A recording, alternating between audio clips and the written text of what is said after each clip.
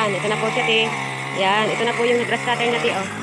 Yan, nagsimula po sila kanina, maaga po silang nagsimula. Ito po, dito po, oh. Yan, yan na po yung nag-grass cutter niya. Ayan, dami na po nag-grass cutter nilo. Kasi, kanina po maaga silang nagpasok, hindi pa mainit.